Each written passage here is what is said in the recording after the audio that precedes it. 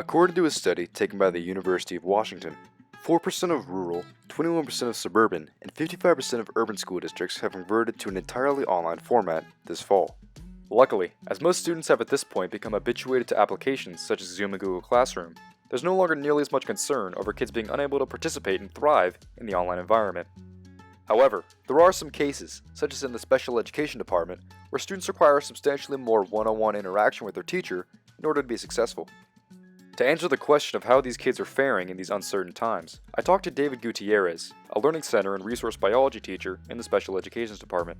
For the Learning Centers, it's all support. What resources and support can we provide the students to help them, make the best versions of themselves and, achieve their academic goals. We provide some 15, 20-minute collaborative time at the beginning of class, a system where everyone's in their breakout room, and after we're done with our collaborative time, people are able to work independently, and then myself and the aides are able to visit those breakout rooms and give the students, as much time as we can as needed for each student, and then pending if they need additional time, then we are able to just schedule office hour times or times outside of the classroom. I do daily check-ins and wellness checks with all my students.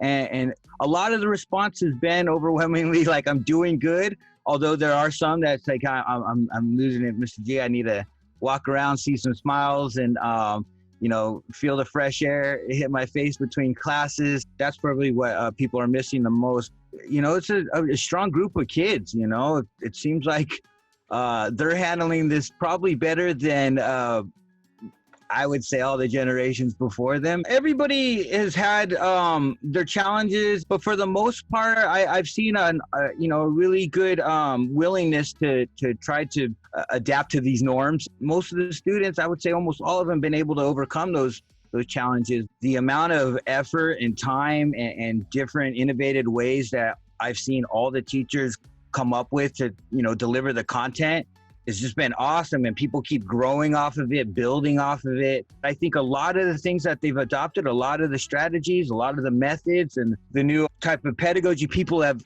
developed on their own is going to be carried forward right into the classroom. Next, I spoke with Ed Lynch, the founder of Michael's Learning Place, a program dedicated to assisting teens and adults with disabilities, about how his students have adjusted to and embraced their new online format. Michael's Learning Place provides programs, activities, life skills training, job training for youth and young adults ages 13 to 30. And we do that in an after-school program. We do that in our adult day program, which is geared towards jobs and independence.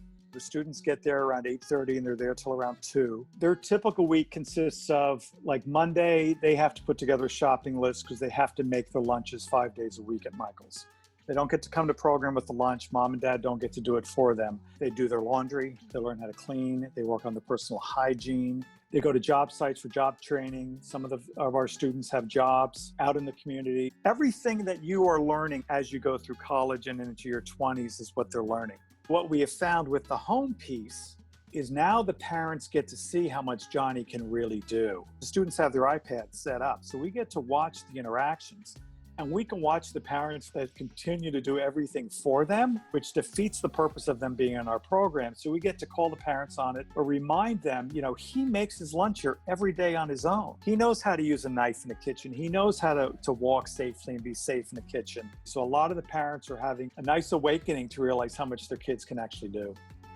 It's unlikely that schools in the LA area will be opening any time before the end of the first semester, but we can rest assured knowing the special education students are in good hands until then. With the Mustang Morning News, this is Walker Watson.